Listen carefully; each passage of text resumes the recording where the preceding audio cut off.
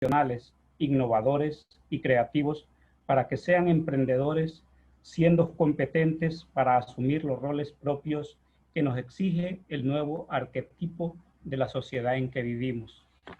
El objetivo principal de este primer congreso de la Facultad de Ciencia y Tecnología es brindar una visión de las tendencias de la investigación científica y metodológica, la enseñanza-aprendizaje de las ciencias desde las diferentes ópticas de la sociedad del conocimiento, teniendo como referente una formación docente y la transformación digital. Los objetivos específicos: socializar experiencias y buenas prácticas para divulgar conocimientos que beneficien la formación digital de docentes, estudiantes, egresados de nuestra universidad. Desarrollar competencias tecnológicas mediante la utilización de herramientas digitales que favorezcan el quehacer docente. Promover la innovación, la creatividad, el emprendimiento dentro de un contexto de la virtualidad y trabajo colaborativo. Divulgar diferentes trabajos de investigación de estudiantes de pregrado y posgrado de nuestra facultad. Recopilar y sistematizar recursos digitales elaborados por estudiantes y docentes de la Facultad de Ciencia y Tecnología para que sean utilizados por el sistema educativo nacional. Para el logro de estos objetivos, este primer Congreso de la Ciencia y la Tecnología en Educación Virtual se desarrollará del 12 al 16 de octubre, para lo cual tenemos programado 13 conferencias, 22 talleres, 11 clases demostrativas, 5 minicursos, 8 concursos, la presentación de los resultados de 9 investigaciones de estudiantes de pregrado y posgrado, un panel, y cerraremos con la asamblea de nuestra facultad. Agradezco a todos los conferencistas, talleristas, facilitadores de minicursos, estudiantes e investigadores, profesores que compartirán clases demostrativas y elaboradores de material educativo, tanto a los nacionales e internacionales que engalanarán este evento académico de la Universidad Pedagógica Nacional Francisco Morazán, ya que nos acompañan desde Honduras, España, Estados Unidos, México, Nicaragua, Colombia, Argentina y Chile. También mi reconocimiento a los 5 departamentos de esta facultad: Ciencias Matemáticas, Ciencias Naturales, Educación Comercial, Educación Técnica Industrial, Tecnología de Alimentos y Textiles, centros regionales y centros universitarios, que nos dieron muestra que trabajando en equipo se logró organizar este primer Congreso de la Ciencia y la Tecnología. No cabe duda que este evento académico tendrá la calidad y pertinencia que nos caracteriza como universidad certificada internacionalmente. Como decano de la Facultad de Ciencia y Tecnología de la Universidad Pedagógica Nacional Francisco Morazán, es un orgullo promover este tipo de jornadas para el desarrollo académico del profesorado, estudiantes y egresados de nuestra universidad. Muchas gracias a las más de 1000 personas que están conectadas por las diferentes plataformas siguiendo este congreso. Muchas gracias, que tengan buen día. Muchas gracias al decano de la Facultad de Ciencia y Tecnología, profesor Carlos Gerardo Aguilar. El punto medular de este programa es la conferencia inaugural, la enseñanza superior online post-COVID-19. En esta oportunidad, a cargo del doctor Álvaro Pérez García, de la Universidad Internacional de La Rioja, España. Hará la presentación oficial de nuestro conferencista, la doctora Hilda Oyuela, secretaria académica del Departamento de Ciencias Naturales. Muchas gracias. Buenos días a todos. Es un honor para mí presentar el día de hoy a nuestro conferencista, el doctor Álvaro Pérez García. El doctor Álvaro Pérez García, que nos visita desde la Universidad Internacional de La Rioja, es doctor en educación por la Universidad de Granada en el ámbito de la tecnología educativa, acreditado por la Agencia Nacional de Evaluación de la Calidad y Acreditación, ANECA, como profesor contratado doctor. Posee un sexenio de investigación acreditado por el CNAI. Actualmente es el director del Departamento de Tecnología Educativa, coordinador académico de la especialidad de Tecnología e Informática del Máster de Formación del Profesorado de Secundaria y profesor en los grados de Educación Infantil y Educación Primaria y del Máster en Tecnología Educativa y Conferencias Digitales en la Universidad Internacional de La Rioja. Es miembro del grupo de investigación TEIS, Tecnología Educativa e Investigación Social, y coordinador del grupo de investigación Educa Crea, Icono 14.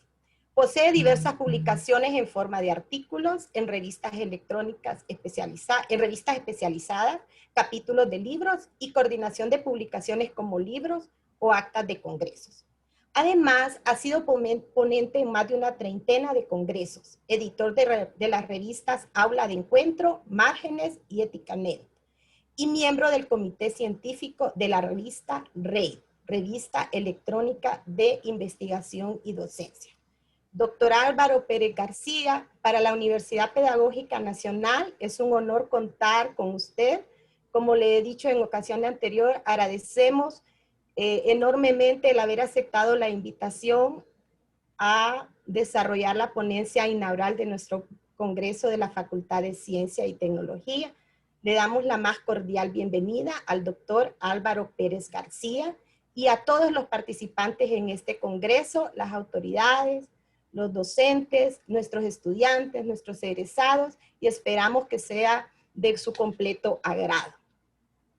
Quiero recordarles que al finalizar de la conferencia vamos a tener un tiempo de preguntas y respuestas. Por lo tanto, ustedes pueden hacer sus comentarios y sus preguntas en el chat. Damos la bienvenida entonces al doctor Álvaro Pérez García. Bienvenido, doctor.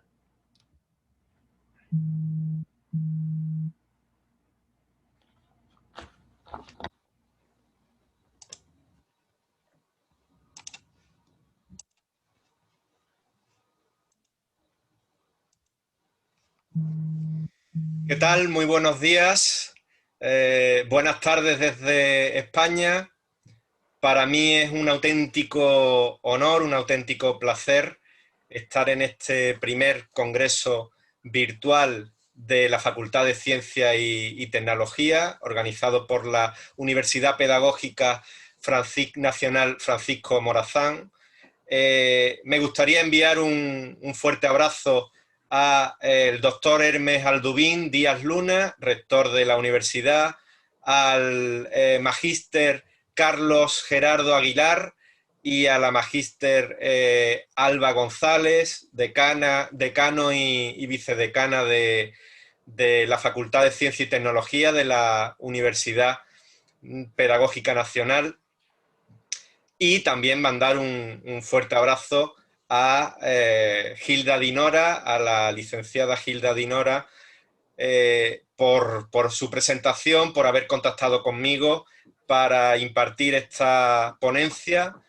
Y bueno, por ello, antes que nada, pues me gustaría empezar con los agradecimientos. Para mí es un auténtico placer, como he dicho, un auténtico honor. Tuve la oportunidad de conocer a la licenciada Gilda Dinora en un curso en el que ella estuvo participando como alumna. Era un curso para formar a profesores para el uso didáctico de la docencia online, y en ese sentido, pues bueno, a partir de ahí hemos establecido una buena amistad, espero que muy duradera, y de ahí pues nació esta invitación a ser ponente, y además con la ponencia inaugural en el Congreso. A mí me gustaría empezar con una reflexión. Me gustaría empezar esta ponencia con una reflexión.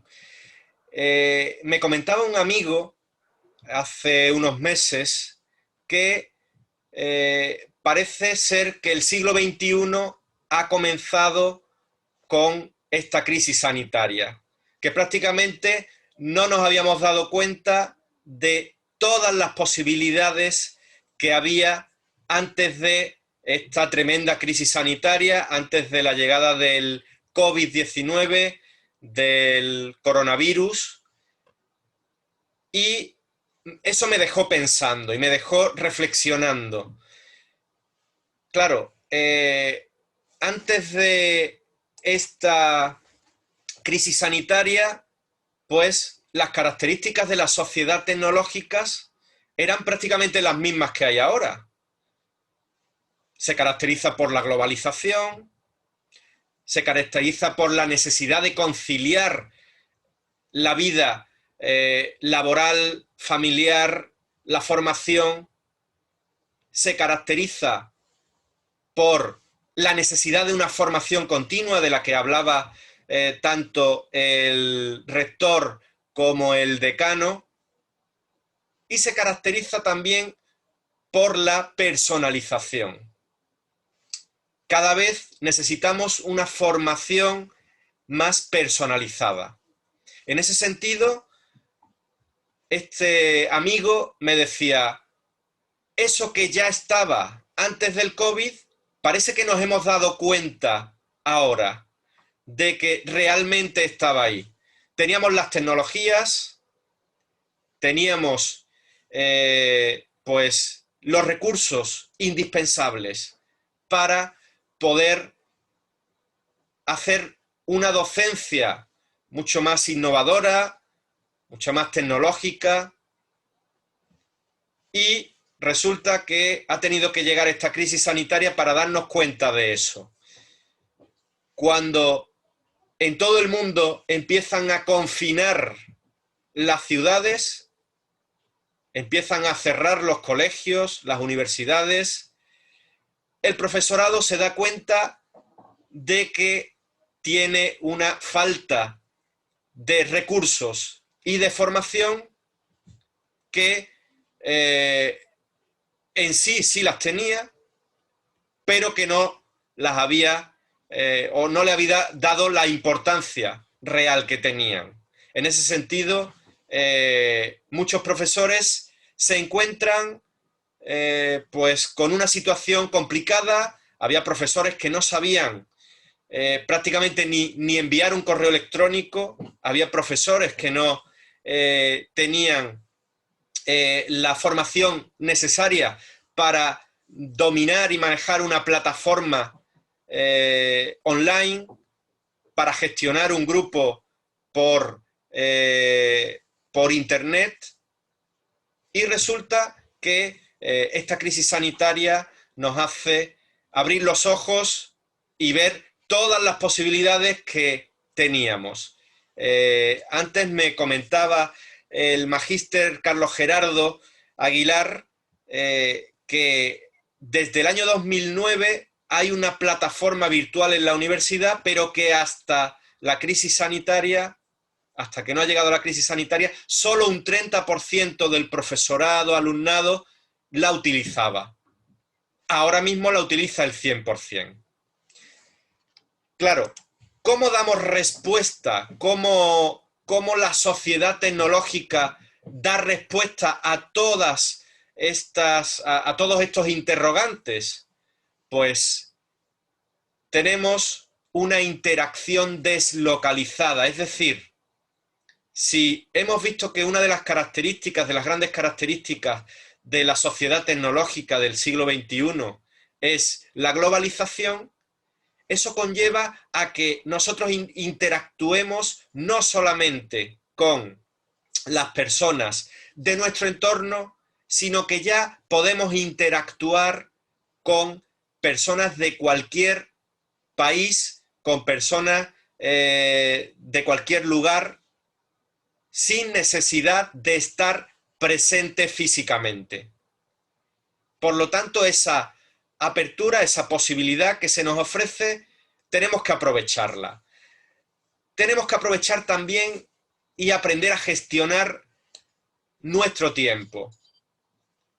Tenemos una posibilidad enorme de organizarnos, de poder asistir a clase bien presencial, bien online, de poder comunicarnos a cualquier hora, en cualquier momento, en cualquier lugar, pero eso también tiene una serie de aspectos negativos. Al final estamos conectados los 7 días de la semana, 24 horas. Tenemos que saber gestionar nuestro tiempo. Ahora que hemos empezado con la docencia online, nos damos cuenta de que es posible, de que es llevadero, pero que si no gestionamos bien nuestro tiempo, realmente nos va a causar una desazón, porque no vamos a poder atender todo lo que queremos atender. Entonces es necesario, pues, organizarnos, ponernos un calendario y organizarnos bien el tiempo. Tenemos un acceso casi ilimitado a la formación, ¿vale? Podemos prácticamente con un clic de un ratón, podemos acceder a cualquier información en cualquier momento. Pero eso tiene aspectos positivos y también aspectos negativos. Entre los aspectos negativos, pues también vemos cómo si no tenemos esa formación crítica hacia los contenidos que vamos a encontrar, hacia la información que vamos a encontrar en Internet, podemos escoger la información equivocada. Por lo tanto, es muy importante tener esa formación también de cara a saber filtrar la información. ¿Cuántas noticias falsas nos llegan? ¿Cuánta información o cuántos contenidos pensamos que son correctos y están anticuados? Mientras más información tenemos a nuestro alcance, más posibilidades de equivocarnos si no sabemos gestionar esa información. Y tenemos también los recursos y tecnologías, como futuros profesores, como profesores actuales, como profesionales que vais a ser en un futuro cercano. Es fundamental saber seleccionar también los recursos adecuados, las tecnologías adecuadas. Ya hemos visto que esto avanza irremisiblemente, que cada día nacen recursos nuevos, nuevas aplicaciones, nuevas tecnologías. Tenemos que tener nuestro propio entorno personal de aprendizaje, donde tengamos las tecnologías y los recursos que realmente me van a ser útiles. Y donde descartemos aquellos recursos y tecnologías que no me van a aportar nada, ni en mi trabajo, ni en mi docencia, ni en mi vida cotidiana.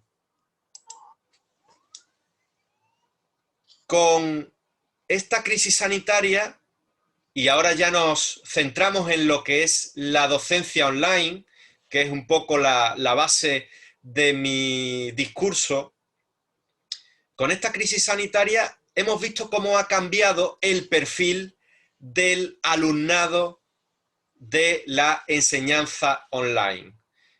El alumnado habitual que elegía la enseñanza online, pues tenía unas características muy determinadas, un perfil muy concreto.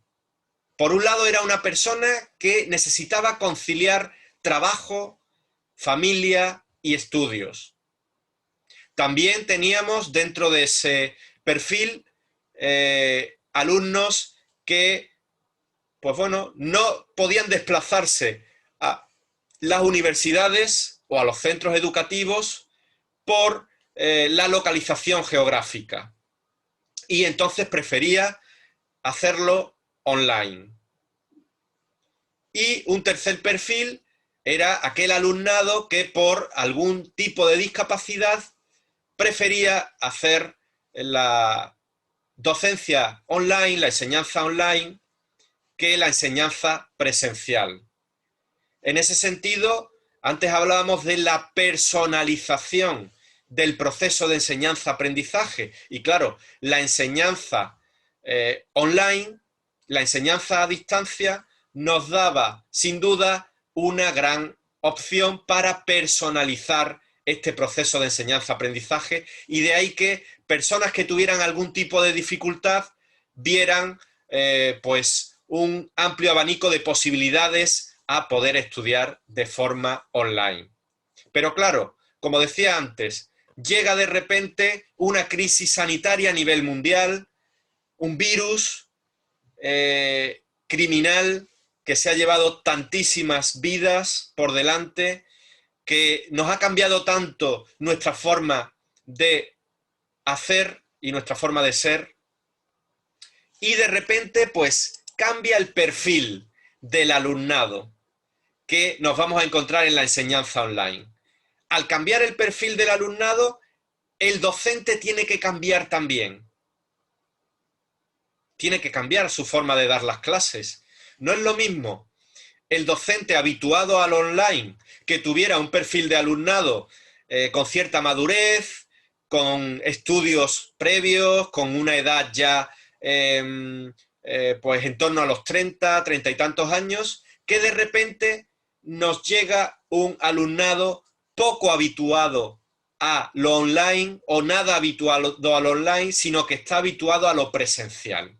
Un alumnado habituado a lo presencial, un alumnado que está acostumbrado a estar rodeado de compañeros, a ver al profesor cara a cara, a estar en un sitio físico, y de repente se encuentra que está delante de una pantalla y que no ve a los compañeros, que no tiene esa posibilidad de socializarse con los compañeros, que tiene una escasa competencia digital porque de la noche a la mañana le han dicho que tiene que estar delante de una pantalla, que tiene que navegar en una plataforma que no sabía utilizar, que esos recursos que utilizaba para su diversión, como el smartphone, como las redes sociales, de repente le tiene que dar un uso educativo.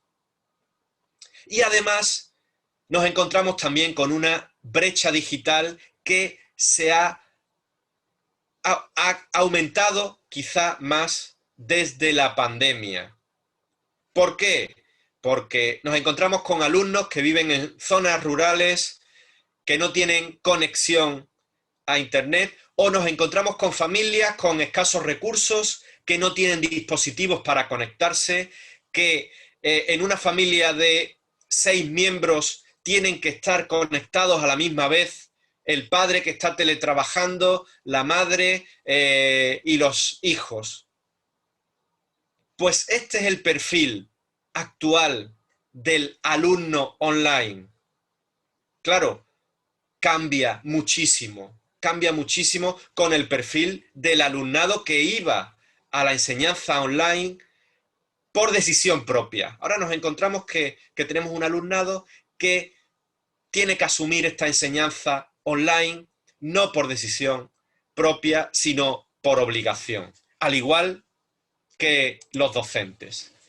En ese sentido, ¿qué debe conseguir un docente en el estudiante online? ¿Qué debe conseguir un docente en el estudiante online?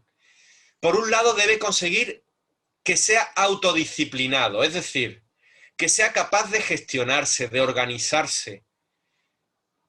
Os he hablado antes de ese alumno que de la noche a la mañana se encuentra que estaba acostumbrado a ir a una clase presencial, a estar con compañeros, y de repente se tiene que conectar con una cámara y tiene que hacer un proceso de enseñanza-aprendizaje en solitario. En solitario, entre comillas, porque, lógicamente, el papel del docente tiene que cambiar. Pero sí es cierto que el alumno se encuentra más solo ahora. Pues tenemos que conseguir que sea autodisciplinado, que se ponga unos horarios, que cuando asista a las clases sea participativo, ¿vale? Que busque nuevas herramientas, que no se quede con aquellos recursos. Se habla mucho de que los jóvenes de hoy en día son nativos digitales. Todo el que ha nacido desde el año 1990 prácticamente hasta la actualidad es nativo digital. Pero no saben utilizar las tecnologías para un uso educativo. Saben utilizar muy bien las tecnologías porque es lo primero que ven desde que nacen. Prácticamente un niño cuando nace lo primero que ve es un smartphone señalándole para hacerle una foto y enviarlo por redes sociales y enviarlo a familiares para que todo el mundo vea lo bonito que es el niño o la niña, ¿vale? Ellos nacen con las tecnologías, pero no saben utilizarlas para aprender. Por lo tanto, tenemos que ayudarlos también a eso. Tenemos que intentar que compartan sus conocimientos, que no se queden eso para ellos, que sean participativos, que estén motivados hacia ese compartir todo lo que saben. También que comunique sus preocupaciones. Debe ser un alumnado que comunique sus preocupaciones en el sentido de que al estar muy solos, al encontrarse en muchos casos desamparados, que no saben a quién acudir, que sepan que tienen ahí un docente, un tutor, una plataforma, un chat, un foro donde pueden escribir pidiendo ayuda. Y por último, es fundamental que tanto el docente como el alumnado tenga una competencia digital avanzada. Y dentro de la competencia digital entran muchos aspectos, no solamente el saber utilizar un recurso tecnológico, sino que entra el saber buscar información, como antes hemos dicho, de una forma crítica, saber filtrar esa información. Entra también el saber protegerse en Internet, la seguridad en Internet, que tanto, pues bueno, en principio dejamos de un lado, pero hoy en día es fundamental también saber protegerse, saber crear contenidos. Como veremos ahora, tenemos un alumnado que es prosumer, es decir, el alumnado ya no es solo consumidor de conocimiento, el alumnado es también productor de conocimiento. Por lo tanto, estamos ante un alumnado prosumer y la creación de contenidos utilizando las tecnologías es también muy importante. También es importante, pues, el trabajo colaborativo y el trabajo cooperativo en cuanto a poder utilizar los medios que tenemos hoy en día, las tecnologías, poder utilizarlas para trabajar de forma colaborativa, de forma cooperativa. Y también la capacidad que también nos va a dar la competencia digital de resolver problemas, ¿vale? Se nos van a plantear muchos problemas con las tecnologías, pues tenemos que saber también resolverlos. Por ello, el docente debe estar preparado para dar respuesta. ¿Cómo dar respuesta? Por un lado, con el acompañamiento del alumnado. No podemos dejar al alumnado solo en una plataforma, sino que debemos saber gestionar tanto académicamente como personalmente a nuestro alumnado. Es fundamental que el docente sea capaz de acompañar al alumnado, que sea capaz de gestionar los contenidos. Ahí entra también esa capacidad crítica para seleccionar la mejor información.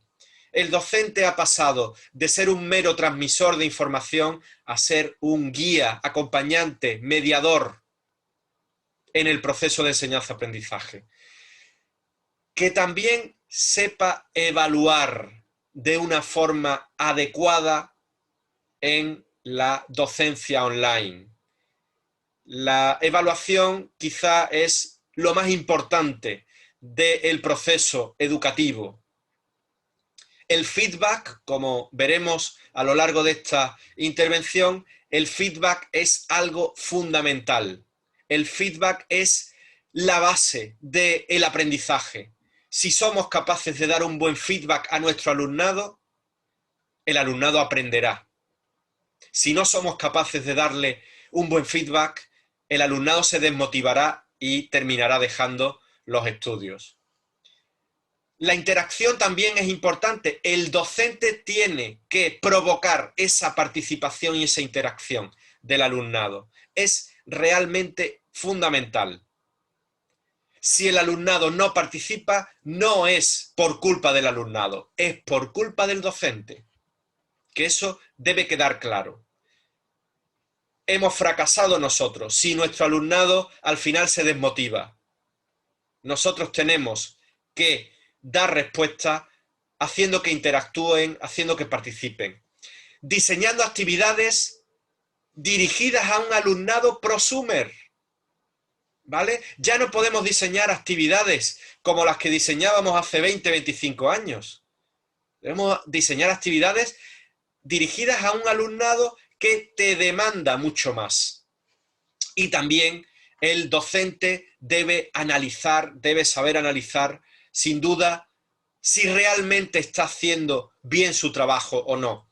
Si ve que un alumno no está consiguiendo los objetivos, debe centrarse, ¿vale? Muchas veces es complicado cuando tenemos tantos alumnos poder estar pendiente de todos, pero esta personalización que nos permite la enseñanza online va a conseguir que podamos estar prestando más atención al que más la necesita.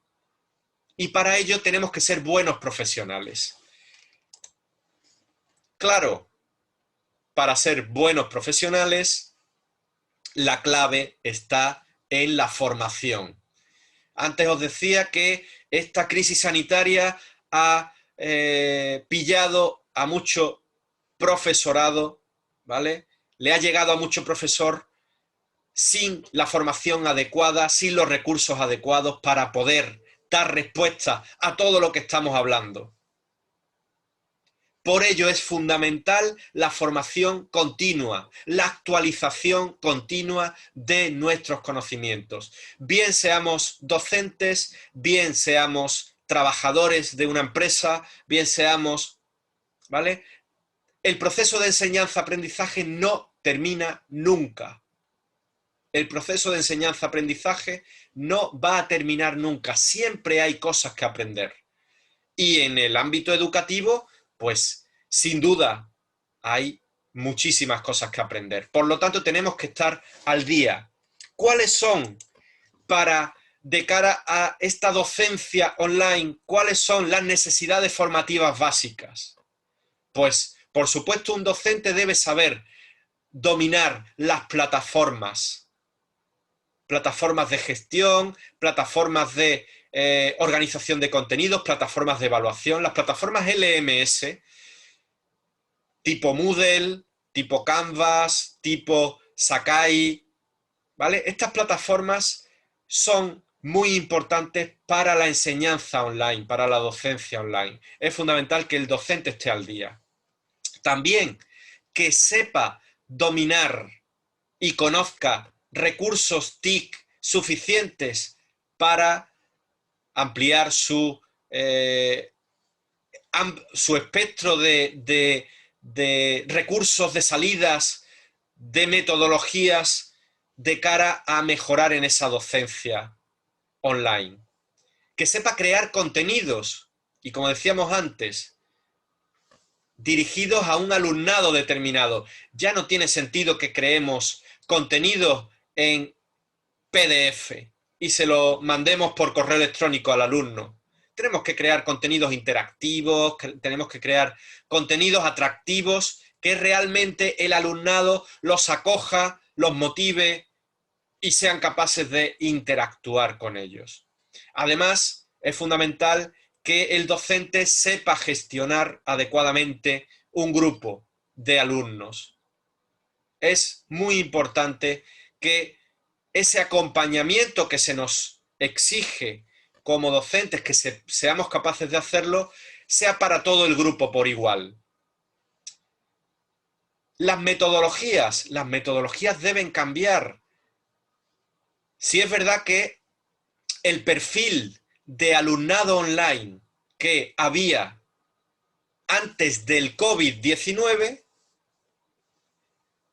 pues hacía que la metodología pudiera ser más tradicional, porque era un alumnado con falta de tiempo, que lo que necesitaba era un aprendizaje y una titulación. Nos permitía al profesorado, pues, quizá hacer una enseñanza online un poco más tradicional. Ahora no, ahora nos demandan nuevas metodologías que sean motivadoras. Tenemos un alumnado que tiene prácticamente todo el día para dedicarlo a su proceso de enseñanza-aprendizaje. Por lo tanto, es fundamental que utilicemos nuevas metodologías. Ahora hablaremos de ellas. Y también, como decía antes, quizá lo más importante, que sepamos llevar a cabo una evaluación que sea, bueno, procesual y que sirva para que el alumnado aprenda. Estas son las grandes demandas, estas son las grandes necesidades hoy en día del docente en su formación continua. Un docente que no domine alguno de estos aspectos se está quedando atrás, se está quedando atrasado. Por lo tanto, es fundamental que dominen las plataformas, que sepan crear plataformas y que sepan sacarle partido a las características de una plataforma virtual, que son los que os he puesto ahí. Que sean interactivas, que sean flexibles, que sean escalables, es decir, que podamos, claro, teniendo en cuenta que vamos a personalizar el aprendizaje, poner distintas escalas de dificultad. Que esté estandarizada, es decir, que podamos utilizarla con cualquier tipo de alumno, que podamos incluir cualquier tipo de recurso en la plataforma, que además sean usables, ¿vale? Que no sea una plataforma en la que nosotros entremos, nos descarguemos una documentación y ya no tengamos que entrar más en la plataforma. No sirve para nada ya tener colgados PDFs si no son interactivos, ¿vale? Debemos darle uso a las plataformas a través también de los foros, de los chats, de los correos, de las sesiones en directo, ¿vale? Importante. Que sean funcionales. Las plataformas deben ser funcionales, ¿vale? No deben ser complejas en ningún caso.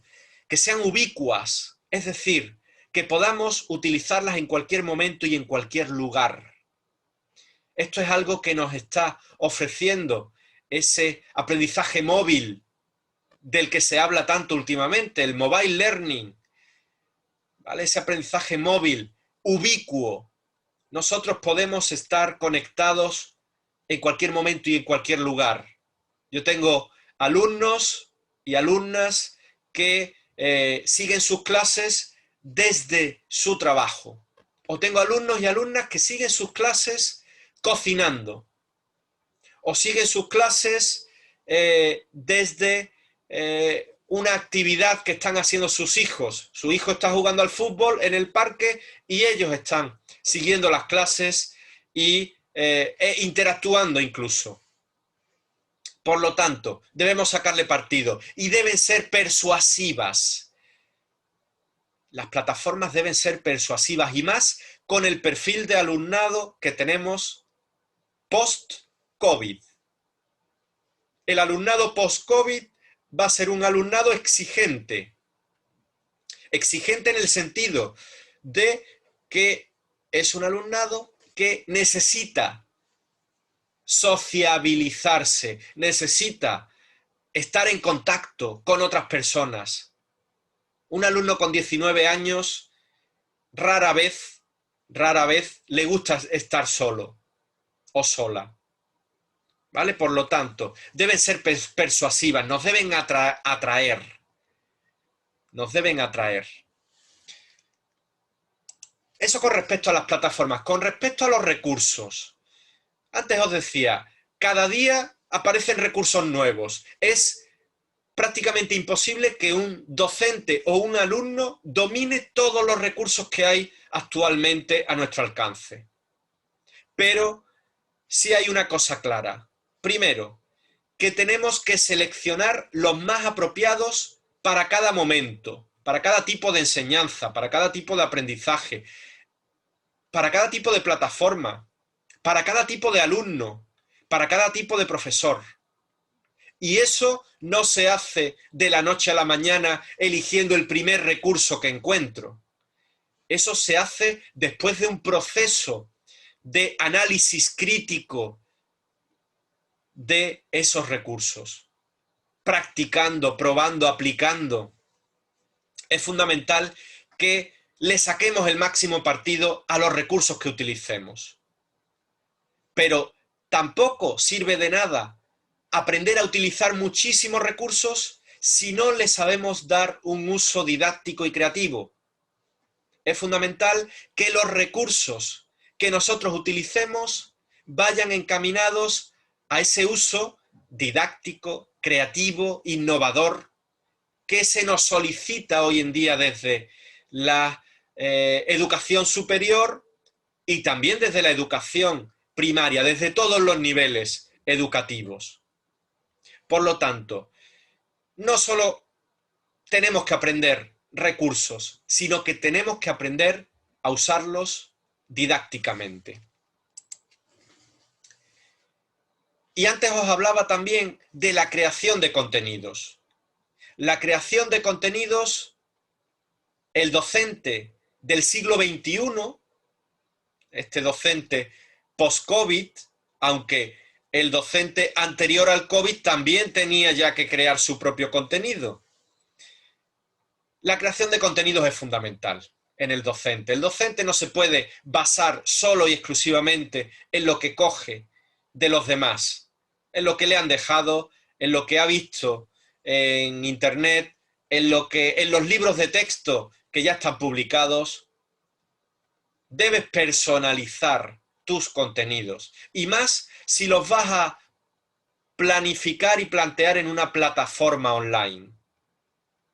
Pero claro, cuando tú creas los temas de tu asignatura, los contenidos, los materiales, los tutoriales, las infografías que realicen, las presentaciones, tú tienes que tener en cuenta que va dirigido, como he dicho antes, a un alumnado prosumer. Un alumnado que ya no se centra solo en consumir lo que le da el profesor, sino que va a ser también productor, creador.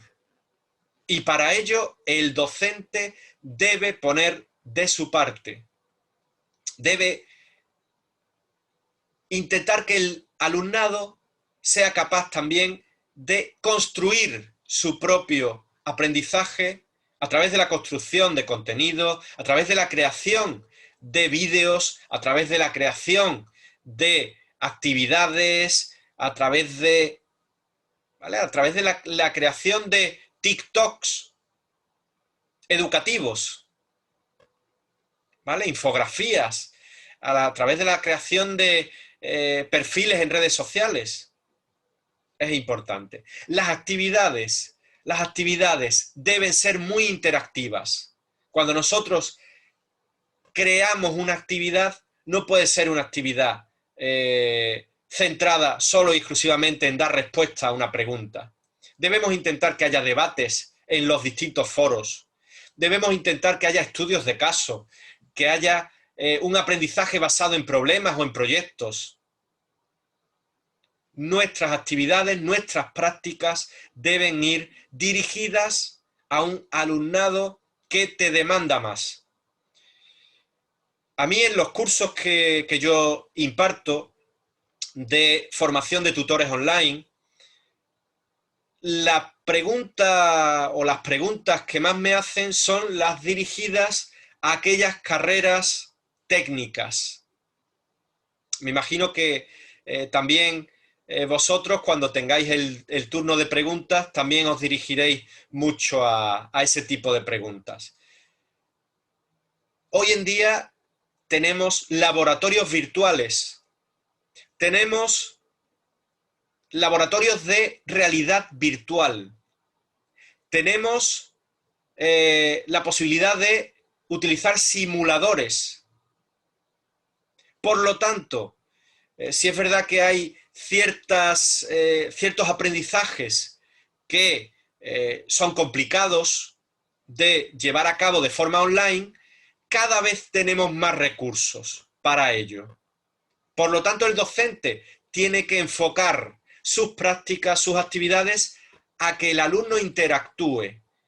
Lógicamente, no es lo mismo una carrera de formación de maestros que una carrera de ingeniería industrial o de medicina. Pero cada vez hay más recursos. Y con respecto a la evaluación, igualmente tenemos que intentar que la enseñanza, el proceso de enseñanza-aprendizaje no sea una memorización de contenidos para después vomitarlos en un examen. Vamos a intentar evitar eso, con todas las posibilidades que nos ofrecen las tecnologías, con todas las posibilidades que nos ofrece la enseñanza online. Vamos a intentar que la evaluación sea continua, sea procesual, sea una evaluación que realmente aporte al alumnado las claves del aprendizaje.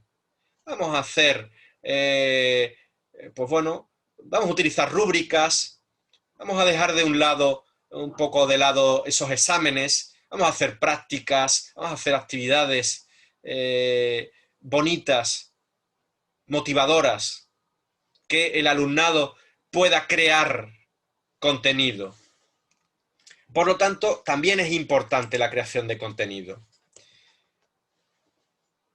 Con respecto a la gestión del alumnado, el docente debe en todo momento saber gestionar un grupo en una plataforma online. No solamente gestionarlo en la plataforma, sino saber gestionarlo con una empatía. Tened en cuenta que el alumnado que está al otro lado de la pantalla, nosotros no lo estamos viendo en ese momento, o en la mayoría de los casos no los vamos a ver. No sabemos si ese alumno ha tenido problemas con el coronavirus, no sabemos si ha pasado algún problema familiar, no sabemos, es mucho más fácil verlo de forma presencial.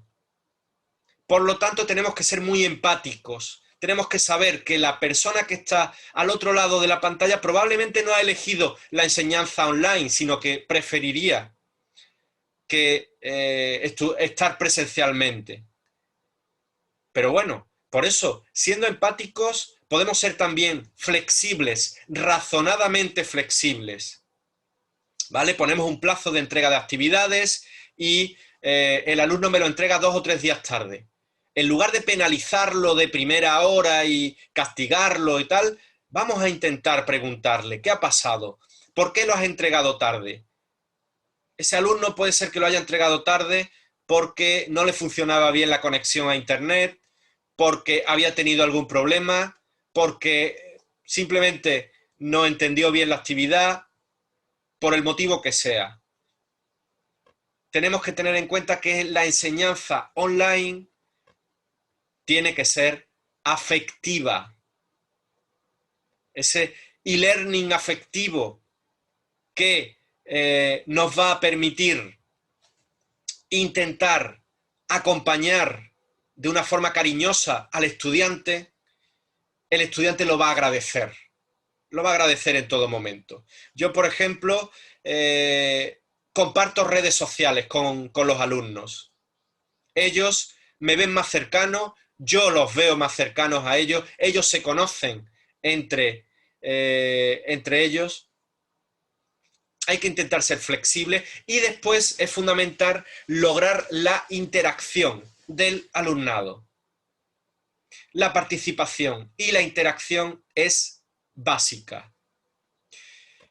A mí me preguntó el otro día, cuando estábamos haciendo la prueba de la videoconferencia que íbamos a tener hoy, me preguntaron si quería que durante la ponencia se pudiera interaccionar conmigo. Claro, a mí eso es lo que yo hago habitualmente en mis clases, pero veía que una ponencia inaugural donde tengo un tiempo muy limitado para poder impartirla, veía complicado que pudiéramos estar interactuando a la misma vez, parando la ponencia y volviendo a arrancar y que alguien contara una cosa y que es lo que yo suelo hacer en mis clases con mis alumnos. Yo toda la docencia la tengo online y lo que hago es abrir el chat y abrirle el micrófono a mi alumnado para que me puedan comentar todo lo que quieran en cualquier momento. Entonces son clases muy interactivas. Esta ponencia me hubiera gustado hacerla más interactiva, pero bueno, después tendremos tiempo para interactuar y que preguntéis y poderos contestar a las dudas que tengáis.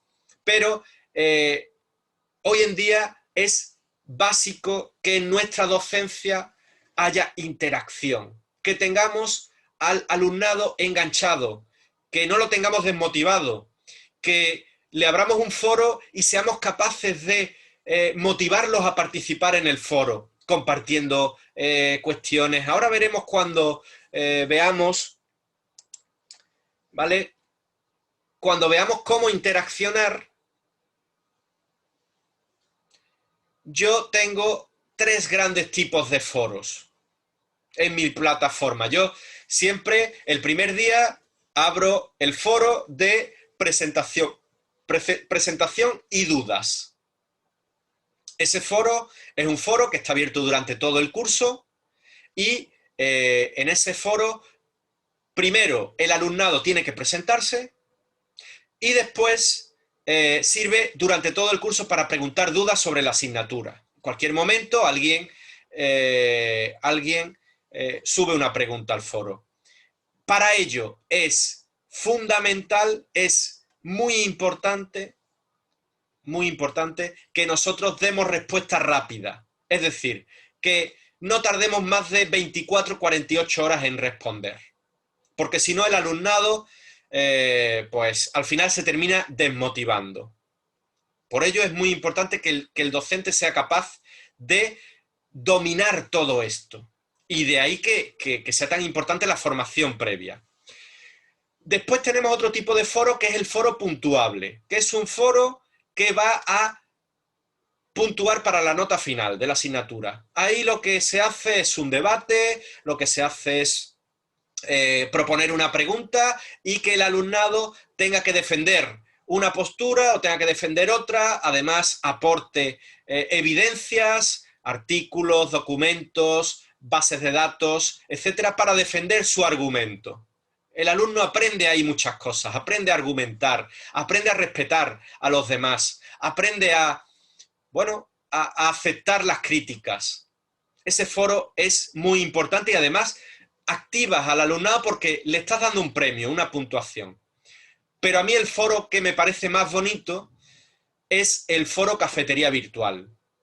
Para mí el foro cafetería virtual es el foro más bonito. ¿Por qué? Porque ahí sí pongo como norma que no sea un foro académico, que sea un foro que realmente sirva para conocernos mejor, para socializarnos, para aportarnos mensajes positivos.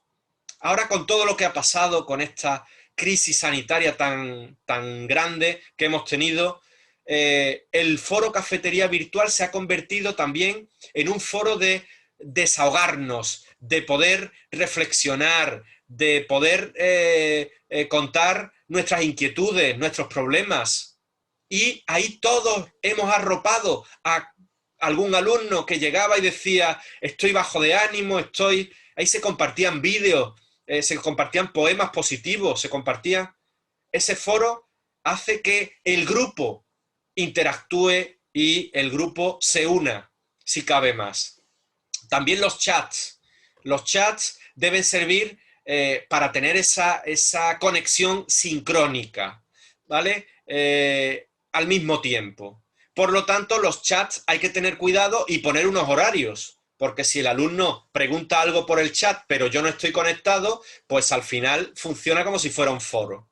Por lo tanto, yo pongo unos horarios, yo hago un calendario que me sirve para saber el alumnado cuándo puede entrar en el chat y yo estoy conectado.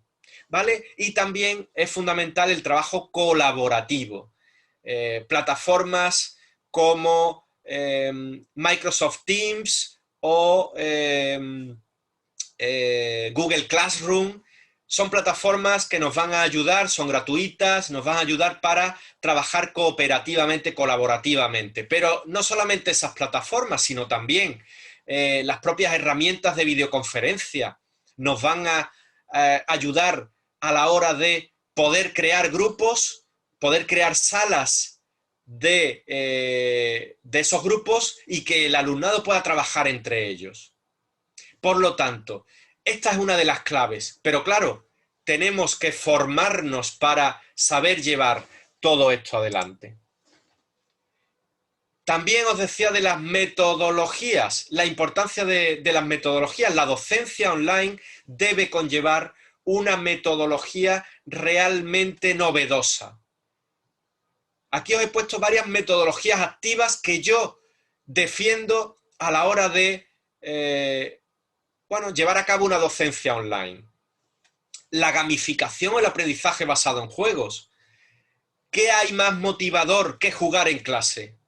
¿Qué hay más motivador que dar puntuación y intentar que haya un estatus, intentar que se pueda valorar pues cualquier tipo de actividad que se haya hecho?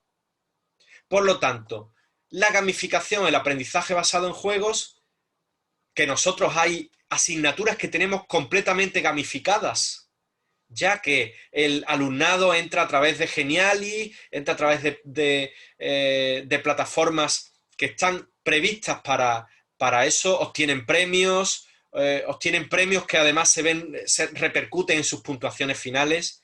Es muy interesante y para eso también hace falta formación. También hace falta formación para poder llevar a cabo un modelo Flipped. La Flipped Classroom o el Flipped Learning son modelos de aprendizaje muy útiles para la enseñanza online. Eso de grabar tu clase previamente y enviársela al alumnado para que la vean antes de tener la clase, te hace que aprovechen mucho más el tiempo de la clase, pudiendo responder dudas, pudiendo trabajar de forma colaborativa, de forma cooperativa. Es muy interesante el que el alumnado tenga el material audiovisual antes de la clase. Pero para ello también tenemos que saber y dominar herramientas de screencast, tenemos que saber también dominar herramientas de edición de vídeo, de edición de audio, y todo eso es a través de la formación. El aprendizaje colaborativo o cooperativo, igualmente, son una metodología motivadora que además este perfil de alumnado que tenemos en la actualidad, que necesita tanta socialización, que está tan solo, que no puede llevar una vida como la que llevaba antes, pues todo este tipo de actividades van a aportarnos, sin duda, un material muy positivo para poder aprender y para poder enseñar. Y lo que os hablaba antes, los simuladores y los laboratorios virtuales. Para las carreras más técnicas, más prácticas, esos simuladores y laboratorios virtuales, que ya los hay gratuitos, ¿vale? El otro día utilizaba yo con mi alumnado pizarras digitales, ¿vale? Pizarras digitales donde podemos hacer aprendizaje colaborativo, donde todo lo que escriba cada uno me aparece en una sola pizarra, ¿vale? Se pueden hacer multitud de cosas. Ahí hay pizarras digitales gratuitas como Jamboard o también tiene alguna pizarra Microsoft y bueno, y otros recursos gratuitos que hay. Y con respecto a los laboratorios virtuales o los XR Labs, son laboratorios de realidad virtual, realidad aumentada, podemos ver cómo se disecciona una célula o cómo podemos ver una operación de odontología, o podemos ver igualmente con los simuladores, ¿vale? Por lo tanto, vamos a formarnos de cara a utilizar todos estos recursos. Y bien, ya estamos finalizando la disertación, la ponencia, y he dejado para el final quizá, pues bueno, lo que a mí me parece más importante dentro del proceso de enseñanza-aprendizaje y donde el docente tiene que tener una mayor formación. Para mí, la evaluación es la clave sin duda del aprendizaje.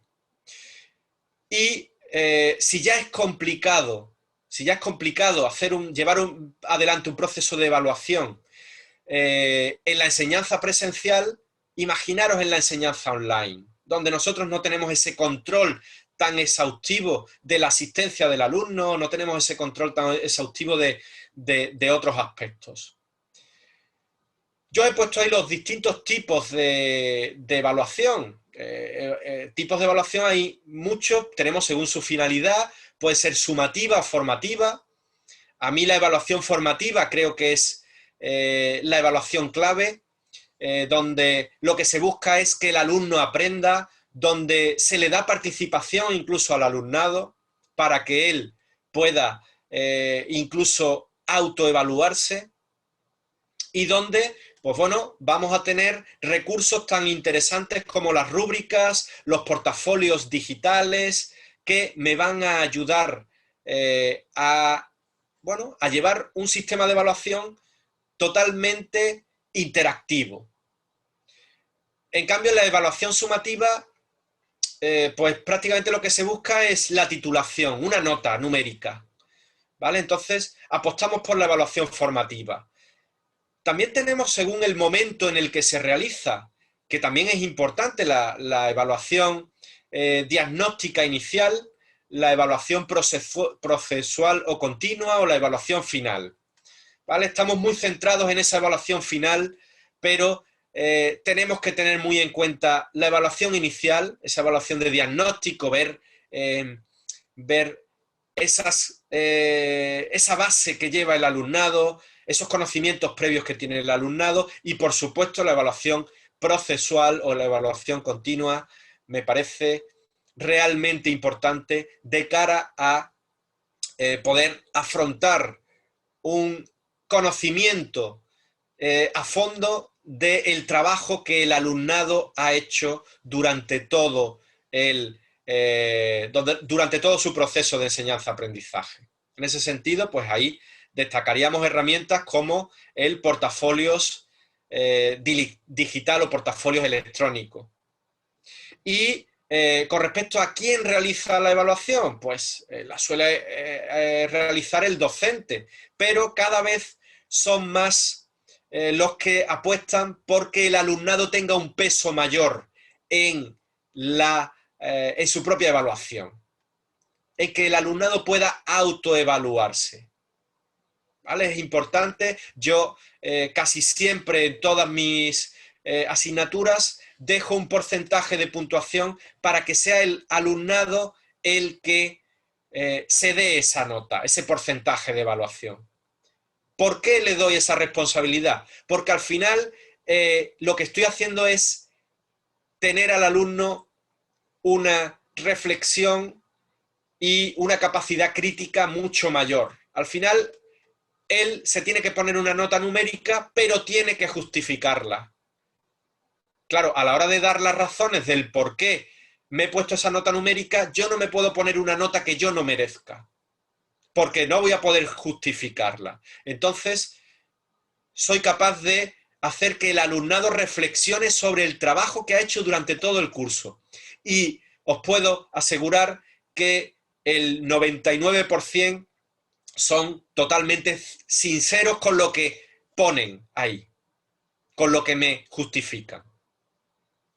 Bien, y para ir finalizando, hablaros del feedback, ¿vale? Para quizá pues darle la importancia que tiene.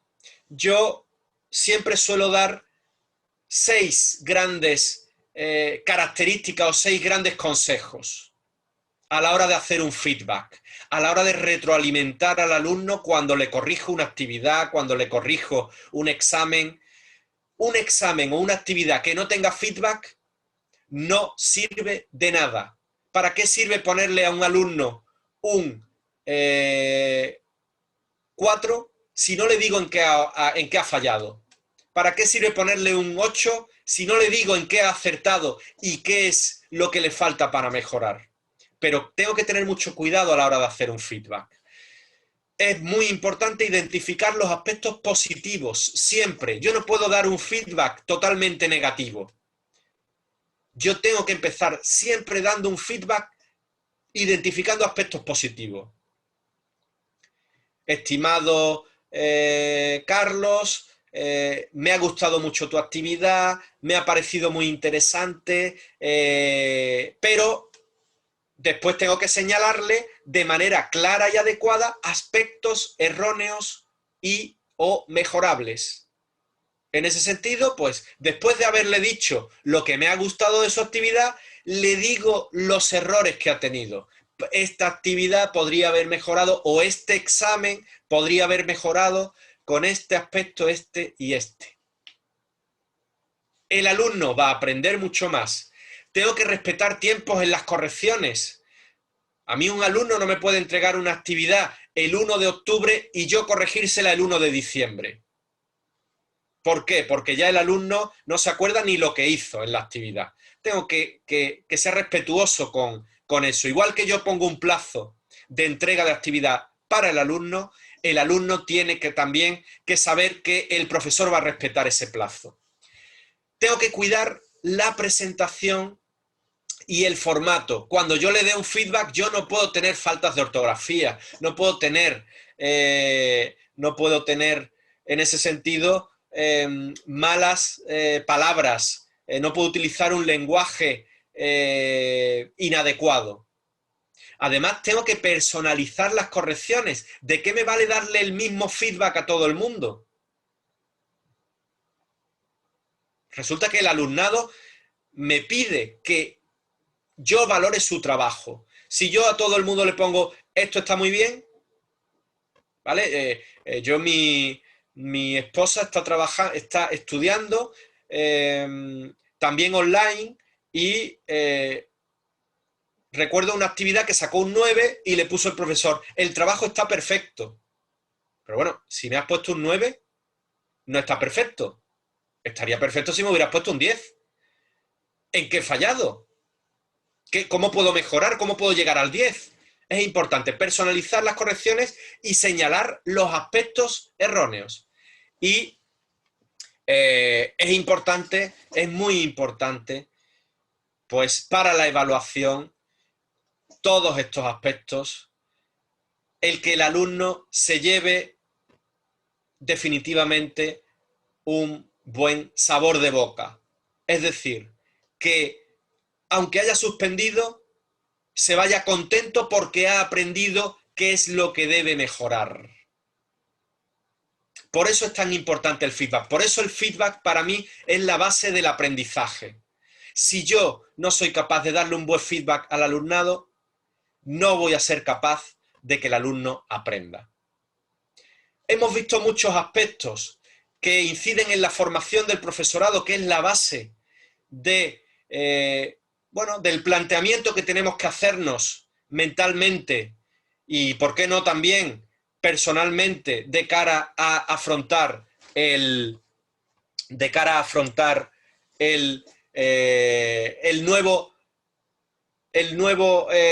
espectro que se nos ofrece? Y ahí mis conclusiones. ¿Cómo concluyo? Pues que la enseñanza online no es el futuro, sino que es el presente. La enseñanza online, haya llegado como haya llegado por una crisis sanitaria o haya llegado por cualquier otro motivo, es ya el presente. Y que para poder afrontar esta enseñanza online necesitamos formación como docentes, formación como alumnado, y para ello pues tenemos que formarnos en todos estos aspectos. Bueno, por mi parte no os quiero quitar más tiempo, creo que me he intentado ajustarme al tiempo lo máximo posible. y quedo a vuestra disposición para cualquier ruego, para cualquier pregunta que quieran hacerme. Muchísimas gracias a todos por vuestra asistencia y muchísimas gracias, por supuesto, a la universidad por la invitación. Muchas gracias, doctor Álvaro, sin duda alguna. Todos estos aspectos que usted ha tocado en su ponencia son interesantes y muchos de ellos seguramente nosotros ya hemos reflexionado en nuestro quehacer educativo. Sabemos que en la educación necesitamos hacernos preguntas, pero también necesitamos respuestas. Y esas respuestas deben ser especialmente buscadas, reflexionadas con los actores de la educación, ¿verdad? Respuestas con los docentes, respuestas con los administradores de la educación y respuestas con nuestros estudiantes. Sin duda alguna ha sido muy enriquecedora. De hecho, quiero agradecer a todos los colegas de todo el país por sus saludos y felicitaciones por este evento, pero también tenemos muchas preguntas, doctor, muchas preguntas. Así que vamos con la primera. Agradecemos a Néstor Rodríguez por su pregunta. ¿Cuál es su opinión con el uso del agente convencional chatbot y los MOOC? Bien, como he dicho, bueno, muchas gracias por la pregunta y además, pues bueno, muy contento de que se haya seguido con atención la ponencia, que también hayan surgido muchas preguntas, muchas dudas y también, pues, lógicamente, lo que yo he estado comentando a lo largo de toda la ponencia, esa importancia de la interacción y la participación pues bueno, en la enseñanza online de todos los agentes. Con respecto a los chatbots, vienen a ser un elemento, un recurso que se está ya utilizando no solamente en el ámbito empresarial, sino también en el ámbito educativo. Pues con respecto a su uso en plataformas, en distintas plataformas online, pues bueno, los veo útiles en el sentido de que nos van a liberar de cierto trabajo que tenemos que realizar, nos va a liberar de ciertos trámites, pero al final el docente, el tutor, son los verdaderos protagonistas junto con el alumnado.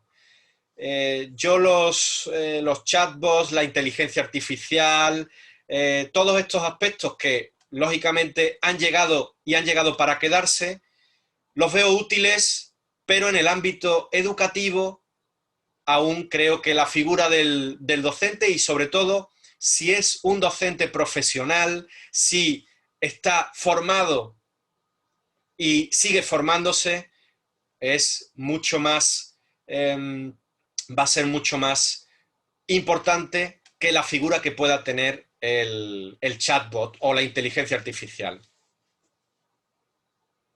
Ok, muchas gracias, doctor.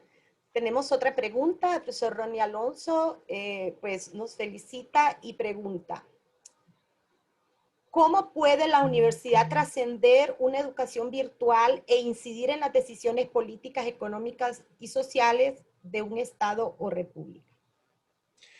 Buena pregunta, que no sé si tenemos respuesta ni siquiera los políticos. Bien, es verdad que la educación como motor de cambio de la sociedad, o sea, la educación siempre ha sido desde que existe, siempre ha sido motor de cambio. De hecho, siempre que surge algo nuevo, la educación está a la cabeza. A la hora estábamos hablando antes de la inteligencia artificial o de los chatbots, que ya la educación los está acogiendo. O hablábamos de los laboratorios virtuales, etc. ¿Cómo podemos influir? ¿Cómo podemos influir en las decisiones políticas? ¿Qué cosa más complicada?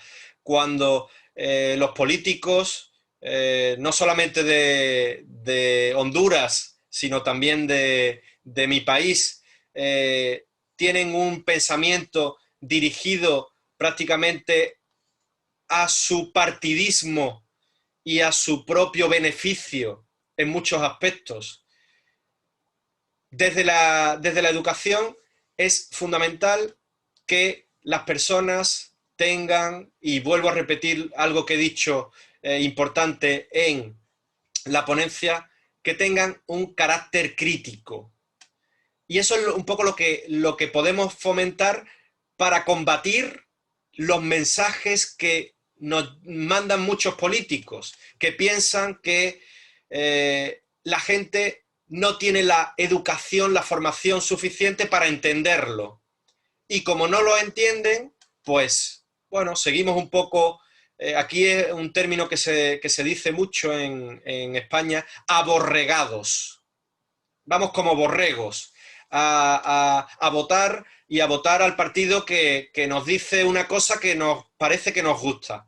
Si nosotros desde la educación, desde la enseñanza, podemos hacer que los ciudadanos tengan capacidad crítica para entender qué es lo mejor y lo peor para el pueblo, para la ciudadanía, va a ser mucho más difícil que los políticos puedan engañarnos y puedan convencernos. ¿Vale? No sé si por ahí van los términos, es una pregunta bastante complicada, pero creo que mientras menos educación y menos formación tiene la gente, más se creen a pie juntillas lo que le dicen los políticos. Toda la razón. Muchas gracias, doctor. Tenemos otra pregunta al profesor Héctor Cepeda. ¿Qué opina usted o qué sugerencia nos puede brindar en estar impartiendo clases todos los días simulando el sistema presencial, considerando la situación económica global, la poca conectividad de los estudiantes, específicamente aquí en Honduras, que el acceso no es gratuito? Ahí hay un tema claro, que no podemos comparar la enseñanza online con la presencial. Por lo tanto, yo, si antes impartía en la docencia presencial, impartía 6 horas de clase a la semana, ahora no puedo impartir otras 6 horas de clase. La enseñanza online, la presencial virtual, ¿vale? Que creo que es a lo que se refiere este profesor, la presencial virtual es... debe de llevarse con, bueno, como un fortalecimiento de lo que el alumnado después tiene que trabajar por su parte. Creo que es más importante llevar bien un foro virtual, llevar bien un chat, dar un buen feedback, que la presencial virtual, que la clase presencial virtual. La clase presencial virtual, por ejemplo, en la universidad en la que yo estoy trabajando, es 1 hora de clase a la semana o 1 hora y media de clase a la semana por asignatura, que ahí es donde tú vas a dejarle al alumnado claro qué es lo que tú quieres de ellos durante esa semana. Y después tu trabajo consiste en acompañar al estudiante en su trabajo cooperativo, en la gestión de foros, en la interacción a través de chats. Por eso creo que no es tan importante el tener todos los días clase virtual, y más con la situación que están viviendo muchísimas familias, no solamente en Honduras, también en otros países. En España también hay familias que tienen muchísimas dificultades para poder conectarse. Yo pongo el ejemplo de mi familia. En el colegio de mis hijos hubo un momento en el que pedían conexión todos los días y mandaban deberes, actividades todos los días. Llegó un momento en el que nosotros, y yo, que me considero una persona con formación, con recursos, etcétera, llegaba un momento en el que era muy complicado seguir ese ritmo.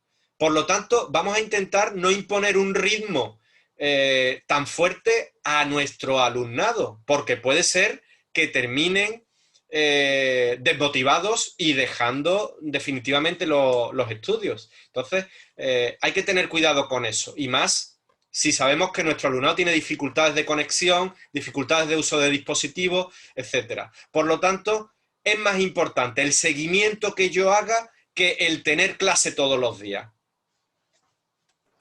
Okay, muchas gracias, doctor.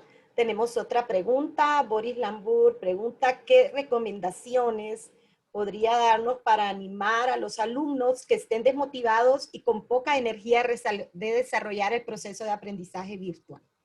Bueno, esa es una buena pregunta. Yo he intentado a lo largo de la ponencia responderla un poco, porque nos vamos a encontrar con muchísimo alumnado de ese tipo, con ese perfil, un alumnado que está acostumbrado a asistir a clases de forma presencial, que está contento con sus compañeros, pero de repente se enfrenta a estar solo en casa, que muchas veces no ha entendido lo que el docente ha explicado y por eso se va desmotivando, se va desanimando. Para ello es fundamental hacer un buen acompañamiento del alumnado, hacerlos intervenir, hacerlos interactuar, hacerlos participar en los foros, hacerlos participar en los chats, hacer foros, como yo he propuesto, de cafeterías virtuales, foros sociales, foros donde ellos puedan compartir también inquietudes que no sean académicas, donde podamos también, ¿por qué no?, compartir redes sociales, donde podamos conocernos algo mejor. Y al final vamos a motivarlos. Si el alumno al final no participa, no interactúa y además le cuesta trabajo seguir la clase, ese alumno es complicado salvarlo.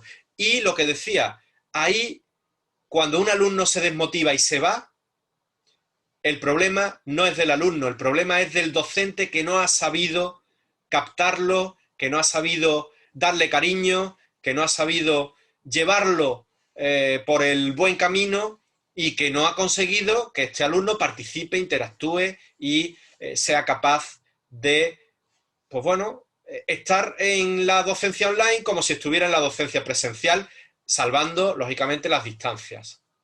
Pero lo importante es la interactuación y la participación. Tenemos que darle muchísima participación. Okay, muchas gracias. Tenemos un comentario de Eber Núñez, que deben haber una sugerencia, que deben haber debates en línea con estudiantes de otros países para tener otras nuevas expectativas. Tengo una consulta de la profesora Ibiló.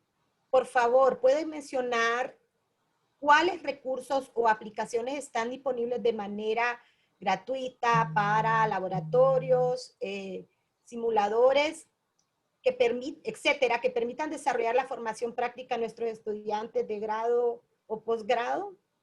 Bien, yo para eso, antes de dar aquí una enumeración de recursos gratuitos y tal, o apuntarlos, yo para eso sí he dejado en mi presentación mi correo electrónico para que todo el que quiera información de ese tipo pueda contactar conmigo, ¿vale? Creo que va a ser mucho más útil que hacer aquí una enumeración amplia de recursos. Yo, todo el que quiera escribirme pidiéndome recomendaciones, consejos con respecto a laboratorios virtuales, con respecto a simuladores, con respecto a pizarras online, pueden escribirme al correo que he dejado en la presentación. No sé si vosotros lo tenéis por ahí para enseñar. Efectivamente. Muchísimas gracias, Gilda.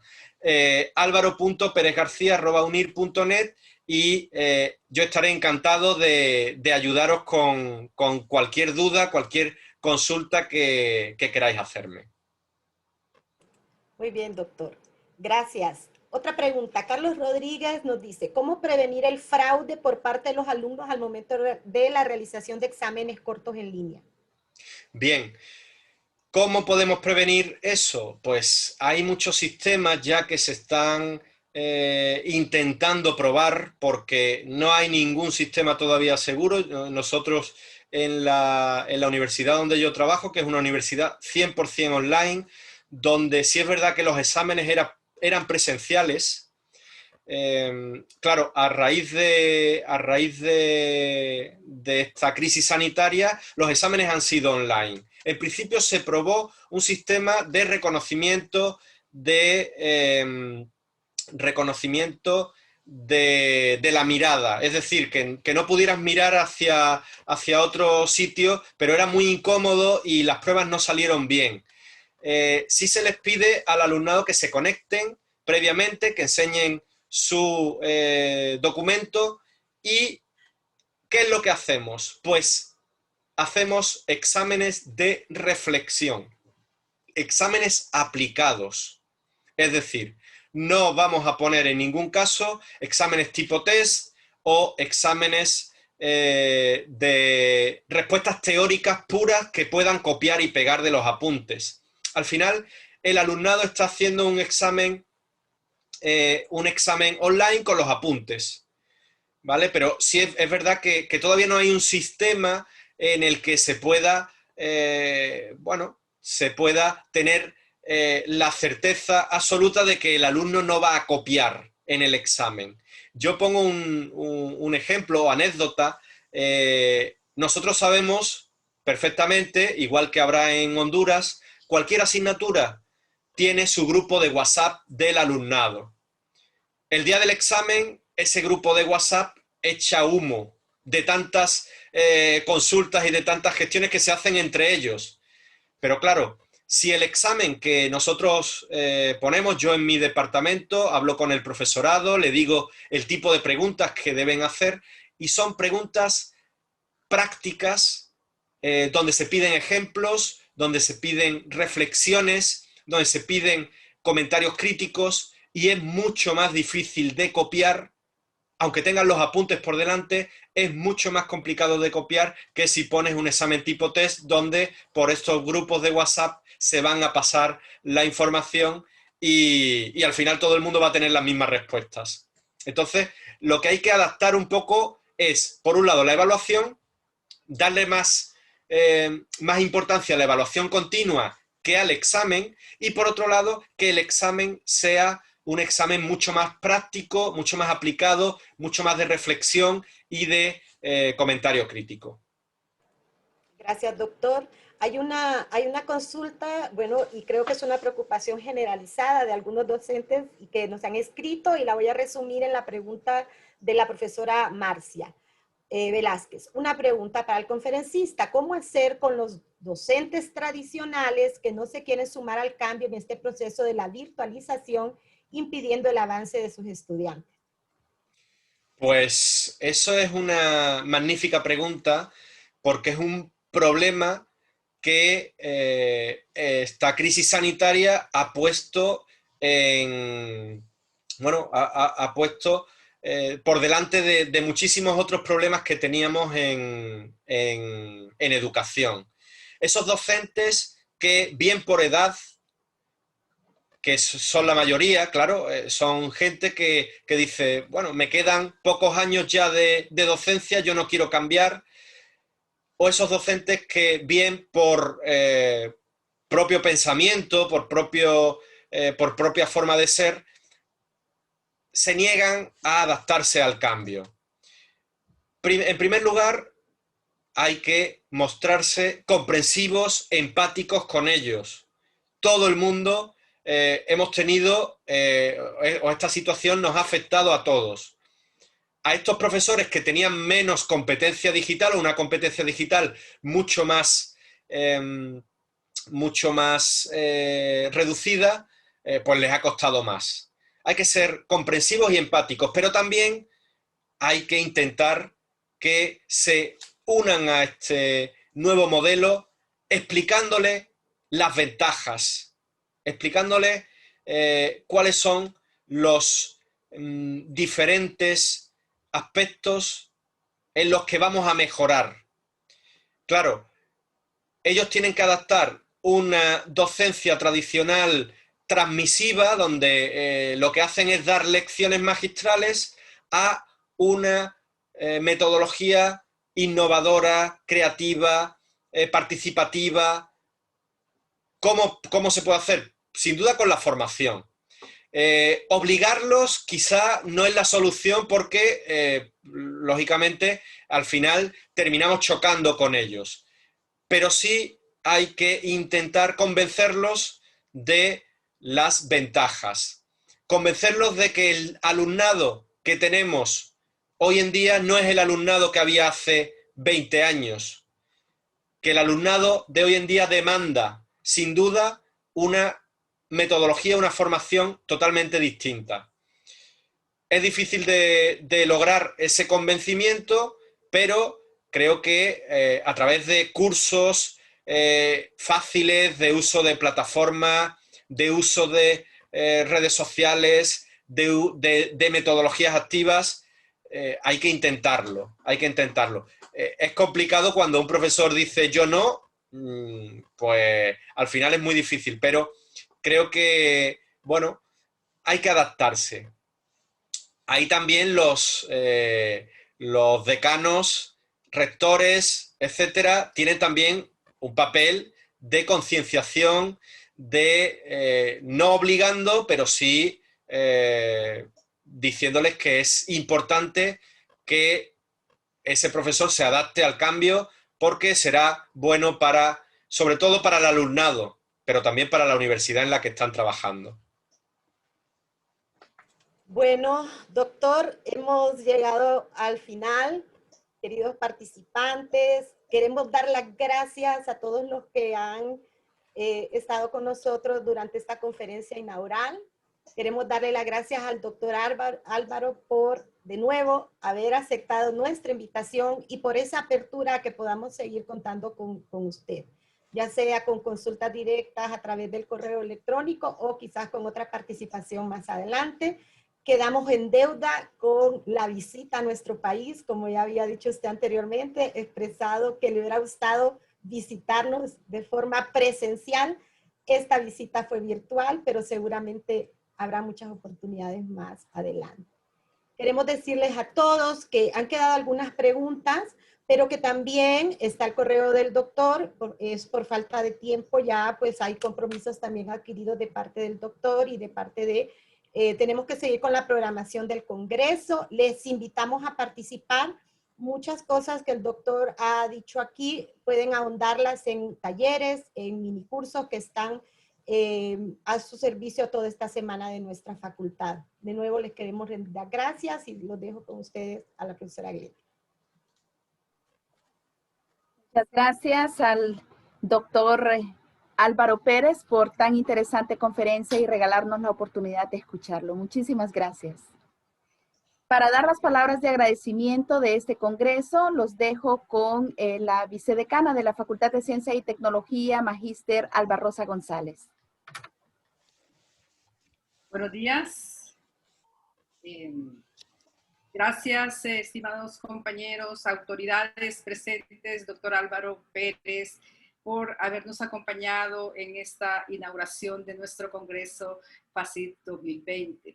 Pues agradecemos y queremos compartirles a ustedes que ha sido un trabajo arduo, tesonero y de muchas horas de trasnoche quizás, de todos los docentes que los diferentes departamentos nos han colaborado en asignarnos para que formen el equipo de organización de este congreso. Así que agradecemos a los diferentes departamentos, así también a los centros regionales que pues han dicho presente y ahora hemos dado ejemplo que podemos hacer un trabajo conjunto de tal forma que tenemos una línea, un eje, ¿verdad?, que nos dirige y bueno, tenemos aquí este ejemplo de este congreso que estamos llevando a cabo.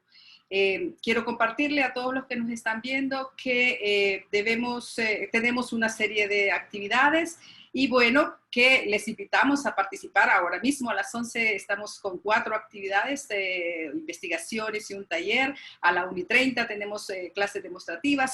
Son actividades simultáneas. Obviamente ustedes tienen que anotarse en una de ellas, ¿verdad? Y a las 3:30 tenemos talleres. Y justamente están en el ámbito que el doctor Pérez nos acaba de compartir, ¿verdad? Que son herramientas que nosotros debemos utilizar en los medios virtuales en los cuales ahora nos encontramos. Muchas gracias por acompañarnos nuevamente y sigan disfrutando de este congreso y aprovechando al máximo la formación.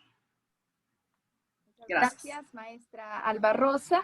Y antes de dar por finalizado este evento inaugural, se le recuerda a los conferencistas y participantes de este congreso que a partir de la siguiente semana estarán recibiendo su diploma digital con el código QR que certifica la asistencia a este evento. Les invito, como ya lo dijo la profesora Alba Rosa, a continuar participando en las diferentes actividades que se han planificado en el marco de este primer congreso de la Facultad de Ciencia y Tecnología. Muchos éxitos en esta jornada académica.